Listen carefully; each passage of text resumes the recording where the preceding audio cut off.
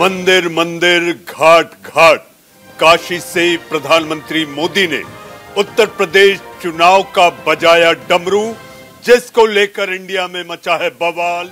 तो मैं लेकर आया हूं इंडिया का सवाल। नमस्कार, मैं हूं मनीष अवस्थी, हाजिर हूं आपका अपना पसंदीदा डिबेट शो इंडिया का सवाल लेकर। प्रधानमंत्री नरेंद्र मोदी अपने संसदीय क्षेत्र काशी पहुंचे तो काशी वासियों को बड़ी सौगात भी दे दी और काशी का सालों पुराना सपना साकार हुआ। माना जा रहा है कि मोदी का काशी में कॉरिडोर का उद्घाटन 2022 की जंग का विजय द्वार बन सकता है और सत्ताधारी बीजेपी एक बार फिर वापसी कर सकती है। इस पर बात करने के लिए मेरे साथ मेहमानों का एक बड़ा पैनल मौजूद है। उनसे चर्चा की शुरुआत करें उससे पहले आप देखिए हमारी ये रिपोर्ट। हर हर महादेव।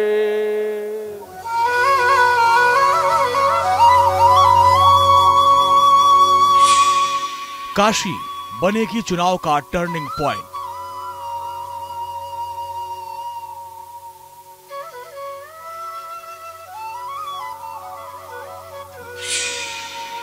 मोदी की सौगात 2022 में बनेगी बात।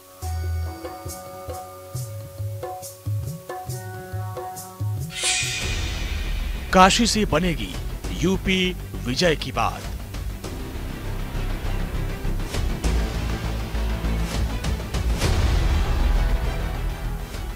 बीजेपी के चुनावी एजेंडे में काशी, अयोध्या और मथुरा हमेशा से ऊपर रहे हैं और यही वजह है कि प्रधानमंत्री नरेंद्र मोदी का अपने संसदीय क्षेत्र वाराणसी से खासा लगाव है। उनकी नजर हमेशा काशी पर रहती है क्योंकि वो जानते हैं कि लोग अपना सीधा जुड़ाव काशी से महसूस करते हैं और यहीं से सत्ता का रास्ता सीधे लखनऊ और दिल्ली तक जाता है। 13 दिसंबर को प्रधानमंत्री नरेंद्र मोदी एक बार फिर काशी पहुंचे। एक महीने में मोदी का काशी में ये दूसरा दौरा था, जो ये साबित करता है कि प्रधानमंत्री नरेंद्र मोदी के लिए काशी कितनी मायने रखती है। पूरे काशी को दुल्हन की तरह सजाया गया। हर हर महादेव के नारों से काशी गूंज उठी। हर हर महादेव। पीएम ने सबसे पहले काशी के कोतवाल काल भैरव मंदिर में पूजा अर्चना की और फिर काशी विश्वनाथ कॉरिडोर के लोकार्पण के मौके पर लोगों को संबोधित किया। मुझे याद है तब कुछ ऐसे लोग भी थे जो बनारस के लोगों पर संदेह करते थे। कैसे होगा ही नहीं, यहां तो ऐसे ही चलता है। ये मोदी जी जैसे बहुत आके गए। थोड़ी बहुत राजनीति थी, थोड़ा बहुत कुछ लोगों का निजी स्वार्थ, इसलिए बनारस पर आरोप लगाए जा रहे थे। लेकिन काशी तो काशी है। यूपी के चुनाव में अब कुछ महीने ही बचे हैं और काशी की बदलती इन तस्वीरों को देखकर लगता है कि चुनाव में सत्ताधारी बीजेपी को पूरा फायदा होने वाला है। बीजेपी ने कॉरिडोर से काशी का कायाकल्प कर दिया, वो भी महज 3 सालों में। बीजेपी को अपने किए पर नाज है, लेकिन सपा अध्यक्ष तो इसका क्रेडिट खुद लेने पर तुले हैं। काशी विश्वनाथ कॉरिडोर भी अगर किसी ने कैबिनेट में पास किया था तो शुरुआत किसी की थी, तो समाजवादी सरकार की थी। वो भी हम डॉक्यूमेंट दे देंगे आपको, क्योंकि इस बार तो डॉक्यूमेंट के साथ बात करनी है। देखिए, एक बहुत बड़ी कहावत है कि एक झूठ को बार बार बोलो तो सच हो जाता है, पर जो व्यक्ति रोज झूठ बोले उसको सच कैसे करेंगे आप? कमाल हो गया किस तरह की बात वो कर रहे हैं। हर बात को कहते हैं ये मैंने किया था। आप हमारी सरकार को देखिए, जो कहती है वो अपने कार्यकाल में पूरा करती है। आप सपना देखते हैं और उसको कह देते हैं हमारा है। तो मुझे नहीं लगता है कि इसकी जनता को अब माहौल बन रहा होगा उनका इस बात पर, क्योंकि जनता सब समझती है और देखती है। काशी विश्वनाथ कॉरिडोर के उद्घाटन के बाद विपक्ष तमाम सवाल खड़े कर रहा है। अखिलेश यादव से लेकर बीएसपी सुप्रीमो मायावती तक सरकार को घेरने में लगी है। अब देखना ये होगा काशी बीजेपी के लिए चुनाव का टर्निंग पॉइंट बन पाती है या नहीं। क्या बीजेपी के लिए काशी से यूपी विजय की बात बन पाएगी या कोई और पार्टी बाजी मार ले जाएगी? Bureau report, news India. बाजीगर कौन होगा ये तो जनता तय करेगी, लेकिन जैसा कि रीटा बहुगुणा को आप सुन रहे थे, उन्होंने कहा कि झूठ और सच का सामना तो आखिर करना पड़ेगा। जी हाँ, ये पब्लिक है, सब जानती है। आइए इस पर बहस और चर्चा करने के लिए मेरे साथ मेहमानों का एक बड़ा पैनल है। चूंकि काशी की बात है, काशी से क्या रास्ता लखनऊ का तय होगा। ऐसे में जब प्रधानमंत्री 2 दिन काशी को देते हैं तो इसके मायने बदल जाते हैं। जी हाँ, मायने सियासी हो जाते हैं। धर्म की आड़ में सियासत या सियासत के साथ राजधर्म का पालन, इन दोनों पर चर्चा और बहस करने के लिए मेहमानों का पैनल है।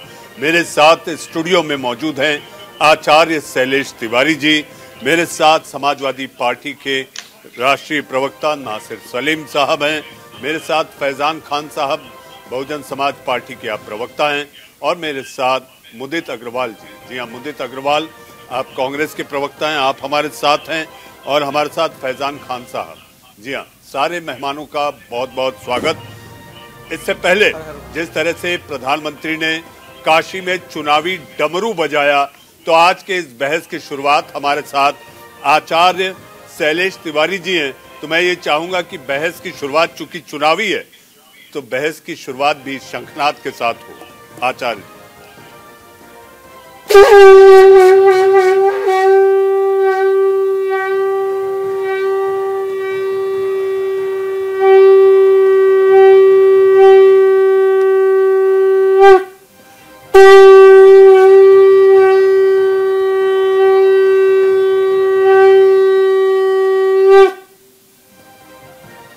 जी। आचार्य जी, आपका स्वागत है। मैं बहस में आपके पास आऊंगा। मुझे ऐसा लगता है शंखनाद के साथ हमारे साथ बीजेपी के प्रवक्ता राजेश चौधरी जी भी हमारे साथ जुड़ चुके हैं। राजेश जी, आपका स्वागत। और सबसे पहला सवाल आप ही से, राजेश जी, काशी से तय होगा लखनऊ का रास्ता? देखिए, काशी विश्वनाथ बाबा की नगरी है और दुनिया की सबसे प्राचीन नगरी है।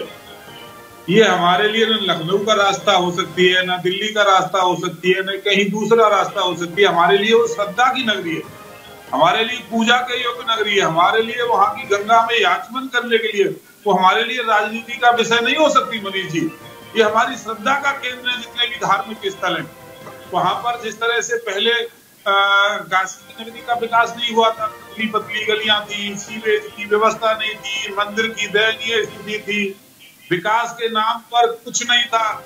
उस नगरी में ये महादेव की कृपा हुई, गंगा माँ की कृपा हुई कि वहां पर प्रधानमंत्री जी चुनाव लड़े, वहां के लिए एक योजना बनी, विकास की एक नई गाथा वहां लिखी गई। और आज पूरी दुनिया, जहां भी भारतवासी रहते हैं, जहां भी हिंदू रहते हैं, जहां भी भारत को मानने वाले लोग रहते हैं, उनका सर सम्मान और स्वाभिमान से ऊंचा हो रहा है बाबा की नगरी का हाल देख करके। जी, सिर ऊंचा हो रहा है। लेकिन नासिर सलीम साहब समाजवादी पार्टी के प्रवक्ता हैं।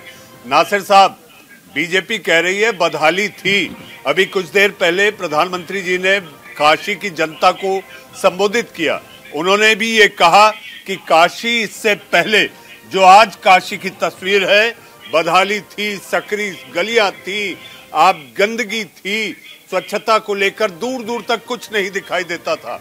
रीटा बहुगुणा ने तो यहाँ तक कह दिया कि जो आप लोग दावा कर रहे हैं कि काशी का काम आप लोगों ने श्री गणेश शुरू किया था, वो झूठ है।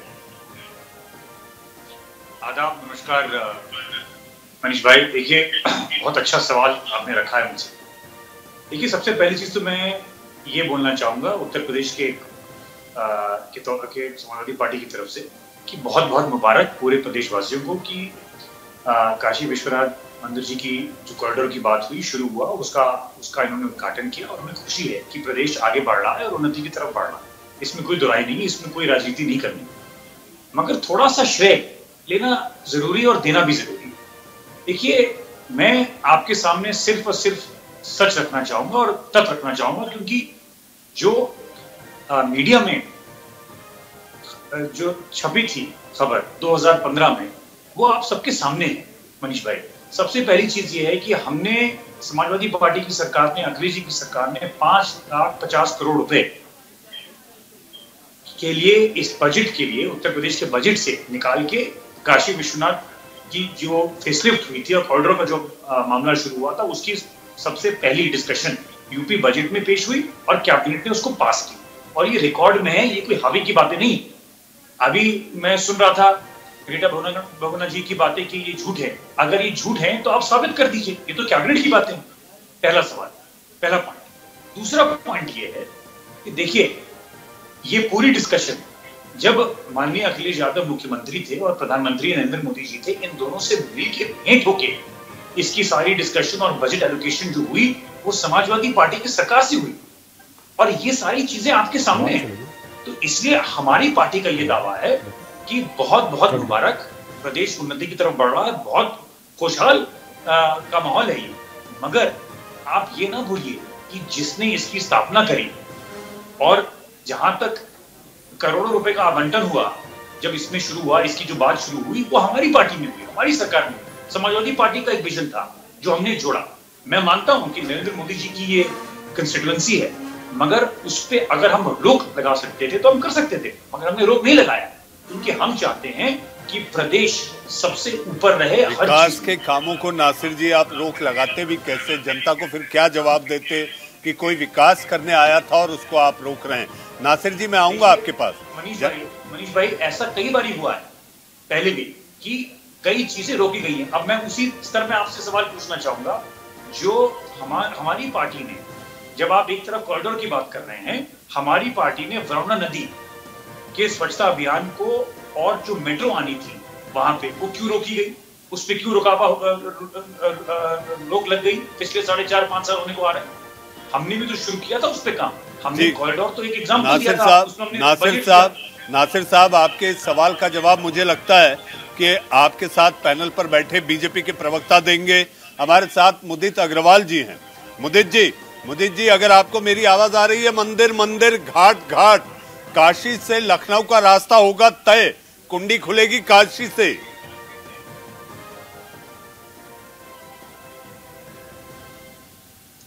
क्या कहा नासिर भाई?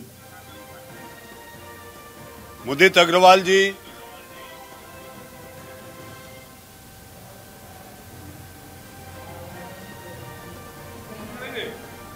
मुदित जी आवाज आ रही है?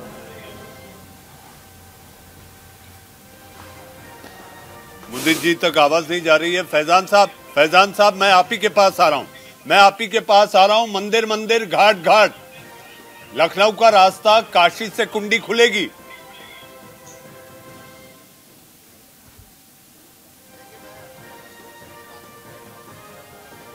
ने माननीय योगी आदित्यनाथ जी को नकारा, तब इन्हें याद आया आस्था और भगवान का सहारा। मैं पूछता हूं, क्या इनका वो नारा जो भारतीय जनता पार्टी ने दिया था, सबका साथ सबका विकास, क्या इससे हल हो जाएगा? हम इसका क्रिटिसिज्म नहीं कर रहे हैं, ये एक आस्था का विषय है। बिल्कुल काशी विश्वनाथ का इन्होंने शुभारंभ किया, लोकार्पण किया माननीय प्रधानमंत्री जी ने, कोई दिक्कत की बात नहीं है। लेकिन सवाल वहाँ उठता है भाई साहब, जब आप सबका साथ सबका विकास कहते हैं, पर आपकी नीति और नीयत में दोहरा मापदंड होता है। क्या प्रधानमंत्री जी सिर्फ एक समुदाय के हैं, या एक धर्म के हैं, या पूरे भारत देश के हैं? मैं उनके आस्था पे कोई सवाल नहीं उठाना चाहता हूँ। वो एक हिंदू धर्म से हैं, इसमें कोई दिक्कत की बात नहीं है कि वो अपना पूजा स्थल कर सकते हैं, पूजा कर सकते हैं। लेकिन जो 24 घंटा इस तरह से दिखाना और लोगों को अपने आस्था का, उसे क्या कहते हैं, बोलबाला करना, उससे ये साफ जाहिर होता है कि जब माननीय योगी आदित्यनाथ जी ने कोई भी काम नहीं किया जनता के लिए उत्तर प्रदेश में, तो उन्हें इस वक्त काशी, मथुरा, अयोध्या याद आ रहा है। सवाल इस बात पे उठता है, शक इस बात पे उठती है कि आपने अगर जनता के लिए काम नहीं किया, तब जाके आप चुनाव उत्तर प्रदेश का जब 2022 में आया, तो आपको ये सब करने की जरूरत पड़ रही है। क्यों? क्योंकि जब माननीय प्रधानमंत्री जी लखनऊ में आते हैं, आप सब ने टीवी पे अपने चैनलों पे दिखाया था, मैं आप सबका शुक्रिया भी अदा करना चाहता हूँ।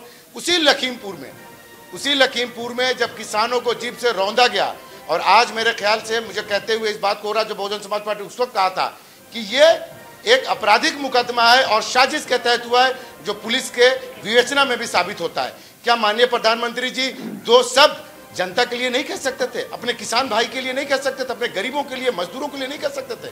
लेकिन इस आस्था का दिखावा करना ये साफ जाहिर करता है कि उत्तर प्रदेश का जनता उन्हें ठुकरा चुका है, उनका विश्वास भारतीय जनता पार्टी से उठ चुका है, लिहाजा फिर से वो उसी जगह पे जाते हैं। नतीजे तक इंतजार करना चाहिए फैजान साहब, नतीजे तक इंतजार करना चाहिए। 2-3 महीनों की बात है, नतीजे सामने आ जाएंगे, किसको अपनाया किसको ठुकराया साफ हो जाएगा। फैजान साहब आप बने रहे हमारे साथ, हिंदू धर्मगुरु लेकिन आपको ये भी तो दिख रहा है जी फैजान साहब, ये तो रुख है जो बदलता रहेगा। अभी जब तक आखिरी वोट नहीं पड़ जाता तब तक रुख बदलता रहेगा। एग्जैक्टली वोटिंग के वक्त आप एकदम बिल्कुल सच कह रहे हैं कि एग्जैक्ट वोटिंग के वक्त पता चलता है, लेकिन जो प्रकरण इन लोगों ने लोकार्पण का, शिलान्यास का स्टार्ट किया है, क्या उससे नजर नहीं आ रहा है उत्तर प्रदेश की जनता को कि ये किस तरफ लेके जा रहे हैं? देखिए फैजान साहब, जहां तक उद्घाटन की, लोकार्पण की, शिलान्यास की अगर बात करेंगे, बात निकलेगी तो फिर दूर तक जाएगी। तो मैं नहीं चाहता कि मैं पीछे ले जाऊं। मैं आता हूं फैजान साहब, आपके पास आता हूं फैजान साहब आता हूं। हमारे साथ हिंदू धर्मगुरु आचार्य शैलेश तिवारी जी भी हैं। आचार्य जी, मोदी जी ने हर हर महादेव वहां से गूंज हुई, काशी विश्वनाथ के कॉरिडोर का लोकार्पण हुआ। सियासत की आड़ में धर्म या धर्म की आड़ में सियासत, क्या हिंदुत्व का नारा देने के लिए काशी ही जरिया बनेगी जो लखनऊ तक जाएगी? आचार्य शैलेश तिवारी। मनीष जी, सभी मुद्दों को राजनीतिक चश्मा से नहीं देखना चाहिए। हमारा सनातन धर्म जो पूरी दुनिया का सबसे पुराना धर्म है और सनातन धर्म का धरोहर के रूप में काशी है। पूरी धरती की सबसे पुरानी नगरी काशी मानी गई है और बाबा विश्वनाथ जी की आस्था संसार में रहने वाले सभी सनातनियों के लिए है। हम इसे भारत का एक स्वर्णिम काल कह सकते हैं। मोदी जी का जो काल है वह सनातन धर्म का स्वर्णिम काल है। आप देखिए कैसे तुगलकों ने, मुसलमानों ने, आतताइयों ने, जो विदेशी आक्रांता थे, उन लोगों ने आकर के हमारे मंदिर को तोड़ा था। औरंगजेब ने किस तरह मंदिरों को तोड़ा था। बाद में रानी अहल्याबाई जी ने पुनर्स्थापना किया और उसी पुनर्स्थापना को मूर्त रूप देते हुए, एक बृहद रूप देते हुए हमारे सनातन धर्म का एक ऐसा युग दृष्टा, एक ऐसा संत जो हमारे भारत भूमि को एक संत के रूप में मिला है, भारत भूमि को एक प्रधानमंत्री के रूप में मिले हैं। ऐसे संत नरेंद्र मोदी जी जो सनातन धर्म के लिए उन्होंने जो कार्य कर रहे हैं, सनातन धर्म जो है वह सर्वे भवन्तु सुखिना सर्वे सन्तु निरामया सर्वे भद्राणि पश्यन्तु मा कश्चित् दुःख भाग् भवेत्। सनातन धर्म विश्व की शांति और विश्व के कल्याण के लिए कार्य करता है और जिस तरह नरेंद्र मोदी जी ने बाबा विश्वनाथ जी के मंदिर का जीर्णोद्धार किया है, यहाँ आने वाला 1000 वर्षों का इतिहास रचा गया है और कोई भी पार्टी के राजनेता इसे राजनीति के चश्मे से नहीं देखे। वहाँ की सांस्कृतिक विकास, वहाँ की आर्थिक विकास, वहाँ के लोगों का जीवन में एक विकास, सामाजिक विकास, आध्यात्मिक विकास, हर प्रकार का विकास किया है। सिर्फ काशी विश्वनाथ बाबा का कॉरिडोर से सिर्फ राजनीति की बात नहीं देखे, वहाँ के लोगों के रहन सहन, वहाँ के लोगों की आमदनी, वहाँ के लोगों के अंदर के एक आत्मविश्वास जो है वह उन्होंने बढ़ाने का कार्य किया है। और मुझे पूरा विश्वास है कि नरेंद्र मोदी जी के नेतृत्व में और योगी जी के नेतृत्व में पूरा उत्तर प्रदेश जो है वह चहकेगा और निश्चित तौर पर सारे राजनेता जो रामद्रोही हैं, जो शिवद्रोही हैं, उन लोगों को जनता जो है 2022 के चुनाव में पूरी तरह से दृष्टि दिखाएगी। आचार्य जी, आपने जिक्र किया सर्वे भवन्तु सुखिना, सनातन धर्म की आपने फिलॉसफी को समझाया, बताया, लेकिन विपक्ष का ये कहना है कि धर्म की आड़ में सियासत हो रही है।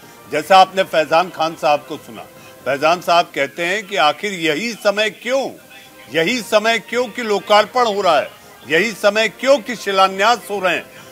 राजेश चौधरी जी, समय और टाइमिंग को लेकर विपक्ष को ये रास नहीं आ रहा कि इतने सारे लोकार्पण, 2 दिन प्रधानमंत्री काशी में रहते हैं और उसके साथ साथ अलग अलग विकास कार्यों का जायजा लेते हैं और इतना ही नहीं, देर रात तो रेलवे स्टेशन पहुंच जाते हैं, गली गली जा जाकर विकास कार्य हो रहे हैं नहीं हो रहे हैं। प्रधानमंत्री से पहले वो काशी के माननीय सांसद भी हैं। देखिए, मैं फैजान साहब को बहुत ही गौर से सुन रहा था। इनकी अपनी पीड़ा है। बहुजन समाज पार्टी की क्या स्थिति आज समाज में है ये बहुत बेहतर तरीके से जानते हैं। मायावती जी की हिम्मत नहीं हो रही है पब्लिक में जाने के लिए। इनका शासन भी देखा है किस तरह से राजस्थान से लाला करके पत्थरों को लगाने में इतना बड़ा भ्रष्टाचार इन लोगों ने किया था, पूरी दुनिया जानती है। कितने सारे घोटाले इन्होंने किए जानती है। रही बात दूसरी, काशी पर हम आते हैं, प्रधानमंत्री वहाँ के, सुनिए भैया, सुनिए भैया, जब आपका समय आए तो बोलिएगा। क्या भगवान हमारे साथ नहीं है, अल्लाह हमारे साथ नहीं है? आपका समय आए तो बोलिएगा ना फैजान भाई, आप जवाब दीजिएगा। मुझे मेरी बात कहने दीजिए। जो आप हिंदू मुस्लिम को, मुझे मेरी बात कहने दिए ना, मुझे मेरी बात कहने दो, उंगली उठा रहे हैं। मेरी बात कहने दो ना मुझे भाई। बात करिए ना, बहुजन समाज पार्टी की क्यों बात? हाँ, उंगली उठाएंगे, उंगली नहीं हाथ उठाएंगे भाई, उंगली नहीं, सब पूरा कभी बताएंगे आपकी, इसीलिए तो हम बैठे हैं यहाँ। देखो, माननीय सांसद हैं वो बनारस के, आज इस देश का प्रधानमंत्री, राजेश जी, मनीष जी, इस देश का प्रधानमंत्री, दुनिया का सबसे लोकप्रिय नेता, आधी रात में कड़कड़ाती ठंड में गलियों में घूम करके चौराहों की चिंता कर रहा है कि मेरे क्षेत्र का विकास हो रहा है कि नहीं हो रहा, किस तरह से काशी का डेवलपमेंट हुआ है, किस तरह से काशी का सौंदर्यीकरण हुआ है। ये हमारे लिए इससे बड़ी सौभाग्य की बात क्या हो सकती है? बीच में जा सके। और देखिए, ये लोग तो क्या कर रहे थे, इन लोगों ने तो सपा बसपा दोनों मोदी जी के साथ लड़के भी दे दिया है। 2019 में इनकी क्या हालत जनता ने दी है, बहुत अच्छी तरह से ये जानती है। सपा बसपा दोनों एक ही थैली के चट्टे बट्टे हैं। इनको 2019 में ठीक से सबक सिखाया है। माननीय प्रधानमंत्री जी के पीछे ये टाइमिंग क्या होगी, डेवलपमेंट कैसे होगा, आपसे पूछ के होगा क्या? अरे सरकार हम चला रहे हैं, हम तय करेंगे कब डेवलपमेंट होना है, कहाँ क्या विकास हो रहा है। जनता ने हमको मैंडेट दिया है, जनता का समर्थन हमारे साथ है। आपको नकारा है जनता ने। आपकी विधानसभा के अंदर स्थिति क्या है देखिए ना। राजेश चौधरी जी, फैजान खान साहब, राजेश चौधरी जी, फैजान खान साहब, आचार्य शैलेश तिवारी जी, नासिर सलीम साहब। नासिर साहब, आपने उंगली उठाई थी, लेकिन उंगलियां बहुत उठ रही हैं। जी हाँ, सत्ता पक्ष ये कह रहा है कि विपक्ष ने काम नहीं किया, उंगलियां उठ रही हैं। ये पब्लिक है, सब देख रही है। और इसके साथ साथ मुदित अग्रवाल जी, आवाज आपकी नहीं जुड़ पाई, कोशिश करेंगे कि ब्रेक के बाद पहला सवाल मैं आप ही से लूं। जी हाँ, अभी तक आपने जो बहस सुनी और देखी, मुझे ऐसा लगता है जैसी दृष्टि वैसी सृष्टि। पब्लिक है, सब जानती है। हमारे साथ मेहमान के रूप में सारे पैनलिस्ट, जी हाँ, सारे लोग मौजूद हैं। हमारे साथ आचार्य शैलेश तिवारी जी, हमारे साथ नासिर सलीम साहब, समाजवादी पार्टी के प्रवक्ता, हमारे साथ राजेश चौधरी, बीजेपी के प्रवक्ता, हमारे साथ फैजान खान साहब, बसपा के राष्ट्रीय प्रवक्ता, और मुदित अग्रवाल, कांग्रेस के प्रवक्ता हमारे साथ मौजूद हैं। मुदित जी, अगर आपको मेरी आवाज आ रही है तो मेरा सवाल आपसे है। जी मुदित आ रही है आवाज? जी मुदित जी, मेरा सवाल है, मंदिर मंदिर घाट घाट, आपकी आवाज आ रही है मुझे? जी, मंदिर मंदिर घाट घाट, क्या मोदी जी, क्या बीजेपी के नेता, वही प्रियंका जी भी करती हुई दिखाई दी हैं?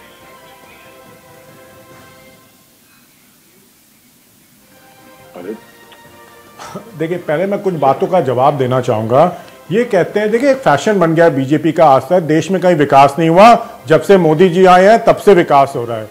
ये बिल्कुल ही बेहुदा बात है। देखिए, चलिए फिर ऐसे ले लेते हैं, जब बीपी सिंह की सरकार थी, बीजेपी उसको सपोर्ट करती थी। उसके बाद कल्याण सिंह जी चीफ मिनिस्टर बने, राजनाथ जी चीफ मिनिस्टर बने, राम प्रकाश गुप्ता जी चीफ मिनिस्टर बने, फिर वाजपेयी जी की सरकार थी 6 साल दिल्ली में। उसके बाद मोदी जी खुद वाराणसी में है, पिछले 7 साल से एमपी हैं। फिर योगी आदित्यनाथ की सरकार है पिछले 5 साल से। तो क्या इन सब ने किसी ने विकास नहीं किया?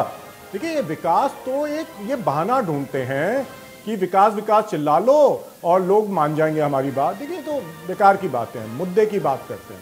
सवाल ये है, जो मोदी जी आज शिलान्यास कर रहे हैं, जिस लोकार्पण कर रहे हैं, बनके तैयार क्यों नहीं हो गई? कोई मुझे इसका जवाब दे। लोकार्पण किया है मोदी जी ने, ये प्रधानमंत्री तैयार हो गया, शिलान्यास नहीं किया उन्होंने। जब प्रधानमंत्री बने थे ये, देखिए, वो तो बड़े देखिए वो तो बड़ी छोटी सी स्कीम का किया है ना। मुझे तो ये था कि बनारस को छोटी सी नहीं, बहुत बड़ी स्कीम का किया है। का मुझे दृश्य दिखा दीजिए, कहाँ वो कोर्ट नजर आता है आपको। देखिए अभी 800 करोड़ लगाया है। देखिए इनको कहिए या तो आप जरा जाइए भैया, जाकर के थोड़ा काशी को देखिए अंदर जाकर के, इनको बोल दीजिए कि अपनी जेब से लगाया है। काशी की नगरी बन गई। राजेश जी चूंकि मुदित अग्रवाल पहले पड़ाव में मुदित अग्रवाल जी जुड़ नहीं पाए थे तो मैं आपसे आग्रह करूंगा कि उन्हें बोलने दिया जाए, क्योंकि पहले पड़ाव में, बहस के पहले पड़ाव में उन्होंने अपने किसी भी सवाल का जवाब तकनीकी खामी के कारण नहीं दे पाए थे। मुदित जी की बात पूरी कर लेते हैं। राजेश जी हमारे पास वक्त है, मैं सबके पास आऊंगा। मुदित जी अपनी बात पूरी करें तो मैं वापस नासिर सलीम, फैजान खान साहब, आचार्य शैलेश तिवारी और राजेश जी के पास जाऊं। मुदित जी।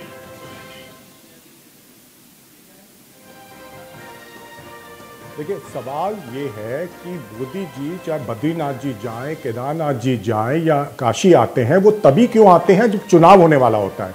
ये सोचना बहुत जरूरी है देश के हिंदुओं को लिए भी।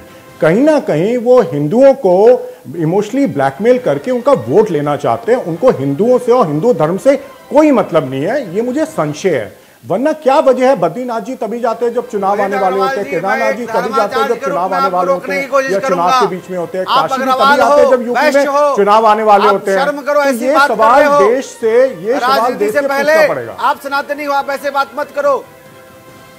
आप किसे कहते हो? आज 5 लाख 10 लाख जो जनता वहां पहुंचती है, क्या वो वोटर्स नहीं है? आप लोग शुरू से हर चीज से मुझे संशय में ये करते आए हो, देश को बरगलाते और तोड़ते हुए आए हो। अब देश की जनता जो है वह आपके कार्यों को जान चुकी है। आप लोग सिर्फ मुस्लिम तुष्टीकरण करके राजनीति करते आए हो। अग्रवाल पहले हो आप, अग्रवाल जी ध्यान रखो, हिंदू हो सनातनी हो, आप हिंदू द्रोही की बात मत करो। सनातन धर्म का हर व्यक्ति नरेंद्र मोदी जी और योगी जी के कार्यों पर, उनके ऊपर विश्वास करता है, उनके कर्मों पर विश्वास करता है। और क्योटो की बात करते हो, क्योटो तो छोटो लागे है, क्योटो तो छोटो लागे है। क्योटो से बेहतर है काशी। काशी इस धरती का पहली नगरी है। बाबा विश्वनाथ जी के त्रिशूल पर यह नगरी जो वास करती है, वरुणा और अस्सी घाट से निकली हुई काशी जो वाराणसी है, बाबा विश्वनाथ भगवान शिव के त्रिशूल पर वास करने वाली नगरी है, सनातन धर्म की पहली नगरी है। आचार्य जी मुदित जी जो कह रहे थे, मुझे ऐसा लगता है कि राहुल गांधी ने रविवार को जयपुर में हिंदुत्व क्या है, हिंदुत्व क्या होता है, इसकी परिभाषा भी बताई थी। मुदित जी मैं चाहूंगा कि एक बार वो भी आप कह दें, एक बार आप वो भी कह दें। नहीं होता आचार्य जी, मुदित जी राहुल गांधी ने हिंदुत्व क्या है ये बताया था जयपुर में। इनको चुप तो कीजिए। देखिए पहली बात, काशी का जो स्थान है हिंदुओं की आस्था में, वो एक महान स्थान है और उस स्थान का होना वहां पे मोदी जी से उसका कोई लेना देना नहीं है। मुझे तो तकलीफ इस बात की है, मोदी जी हमारे जो धर्म स्थान है उनका भी राजनीति के लिए इस्तेमाल करते हैं, जो नहीं होना चाहिए। देखिए मुझे सिर्फ इतना कहना है इसके ऊपर। देखिए गुरु जी के अपने कोई विचार होंगे, वो रखें, मैं उनसे बहस में इसमें नहीं पढ़ना चाहता। मैं सिर्फ ये कहना चाहता हूँ, मुझे किसी से भी सर्टिफिकेट की जरूरत नहीं है कि मैं हिंदू हूं कि नहीं है। कोई नहीं है जो मुझे सर्टिफिकेट दे मैं हिंदू हूं कि नहीं हूं। मैं हिंदू हूं, प्राउड हिंदू हूं, उसके लिए मुझे BJP और RSS का सर्टिफिकेट नहीं चाहिए। जिसको चाहिए वो ले सर्टिफिकेट, मुझे जरूरत नहीं है। आप हमारे धर्म के प्रति अंगुली उठाओगे, धमकी दे रहे हो, उठाकर फेंक देगी जैसे फेंकी है, और आप जीरो पर आउट हो जाओगे। याद रखो मोदी अग्रवाल क्या बोल रहे हैं ये। देखिए गलत बात। देखिए एंकर साहब आपसे रिक्वेस्ट है जी, मुदित जी साहब आपसे रिक्वेस्ट है, इनको ऐसी भाषा ना बोलने दें। किसी से सर्टिफिकेट की जरूरत है। मैं हिंदू हूँ, प्राउड हिंदू हूँ, मुझे RSS BJP मोदी से सर्टिफिकेट नहीं चाहिए।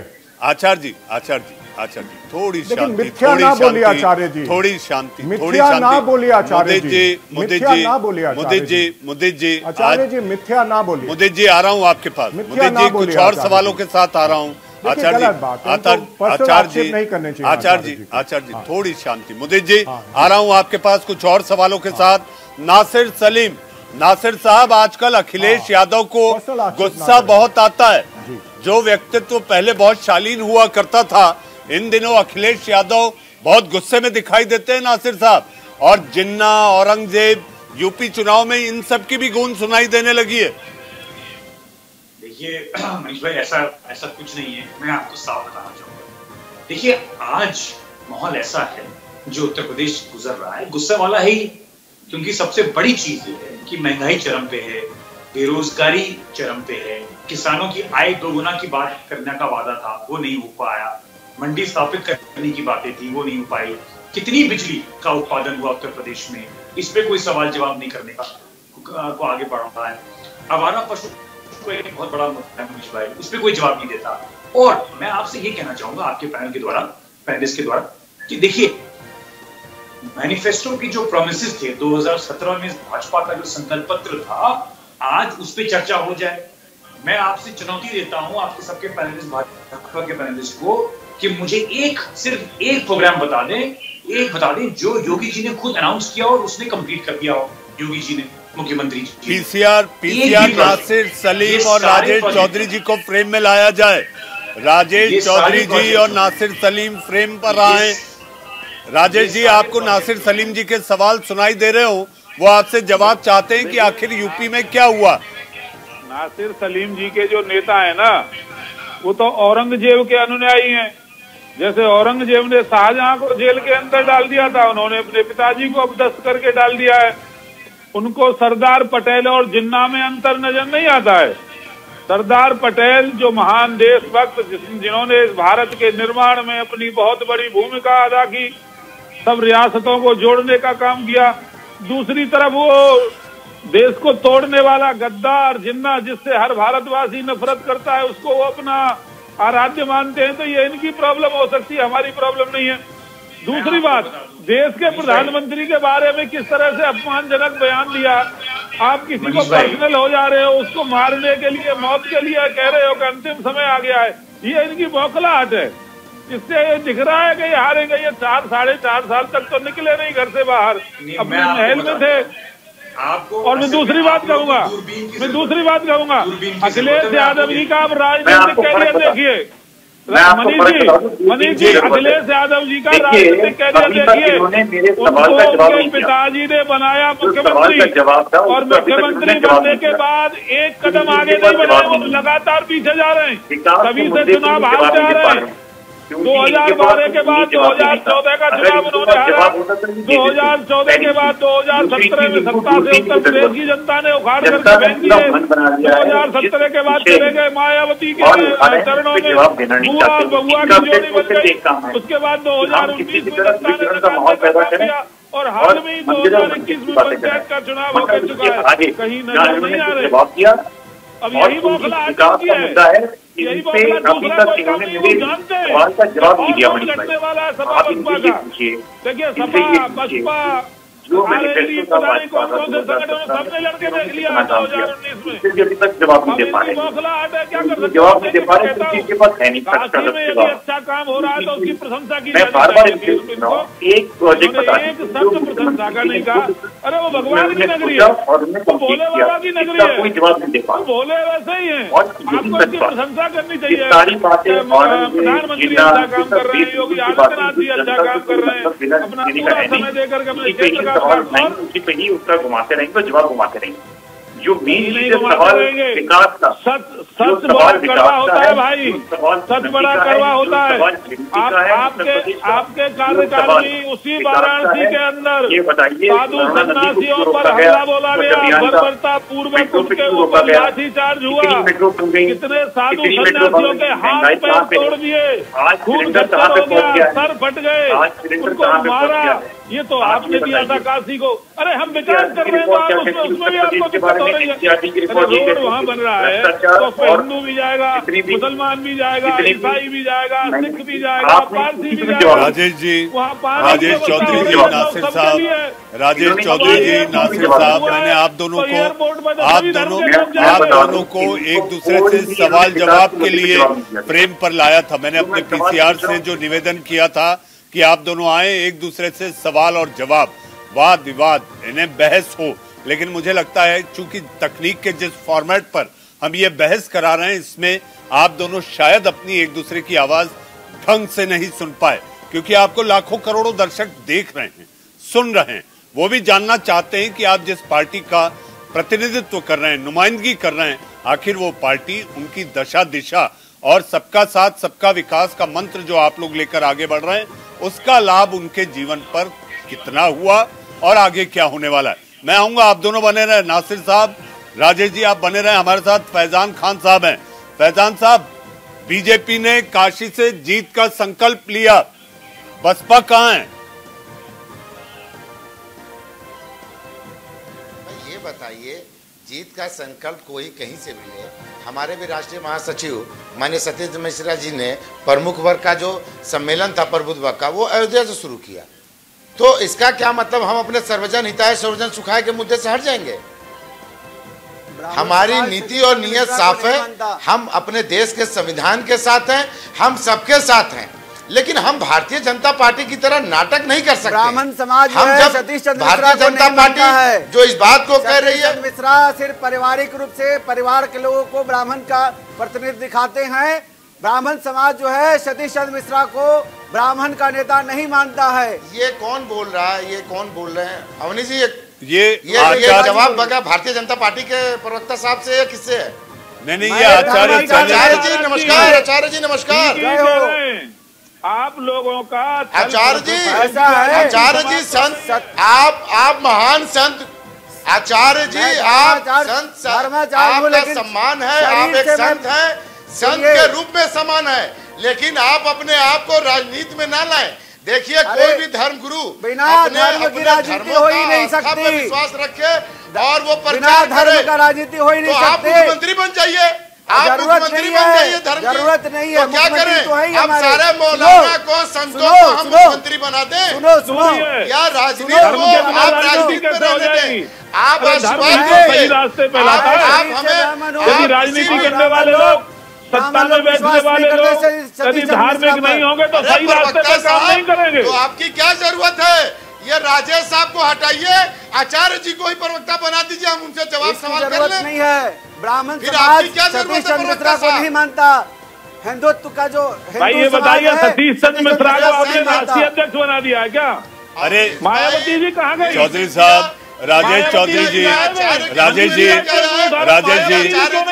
राजेश जी, राजेश चौधरी जी, आचार्य जी, आचार्य जी, फैजान खान साहब, फैजान खान साहब, आचार्य जी देखिए, फैजान साहब आप अपनी बात पूरी करें, मुझे मुदित अग्रवाल जी के पास भी जाना है। फैजान साहब आप अपनी बात पूरी करें। मैं पैनलिस्ट से मैं सारे पैनलिस्ट से आग्रह करूंगा कि तकनीक के जिस फॉर्मेट पर यह बहस हो रही है, इस समय एक व्यक्ति एक समय पर ही बोले तो ज्यादा बेहतर होगा। फैजान साहब अपनी बात पूरी आप करें तो मैं मुदित अग्रवाल जी के पास जाऊं, क्योंकि मुझे बहस भी खत्म करनी है।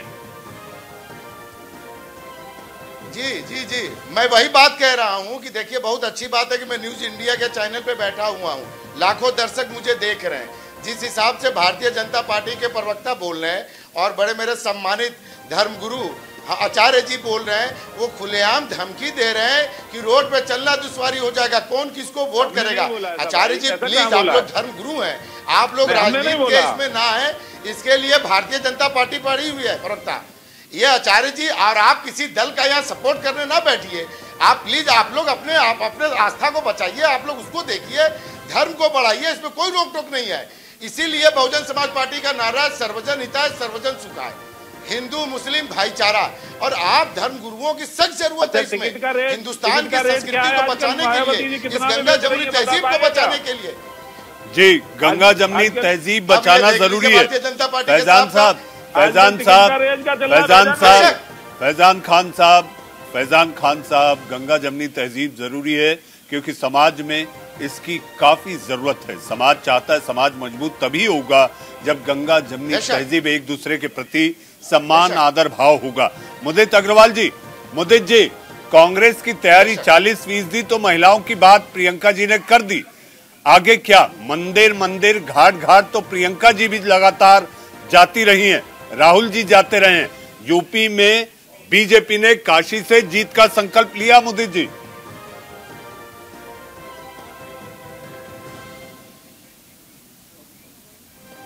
देखिए, दो चीज़ें अलग अलग हैं। जहाँ तक यूपी की बात है, कांग्रेस बड़ी बुरी दिशा में थी यूपी में पिछले 20-25 साल से।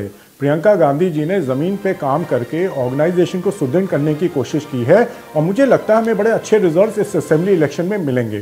दूसरा, जो यूपी का प्रोजेक्ट कांग्रेस का एक लॉन्ग टर्म प्रोजेक्ट है। देखिए, हम एक माइलस्टोन इस बार ही रीच करेंगे और उसके बाद निरंतर प्रियंका गांधी जी जैसे उस पर काम करें, हमें अच्छे रिजल्ट्स की उम्मीद है।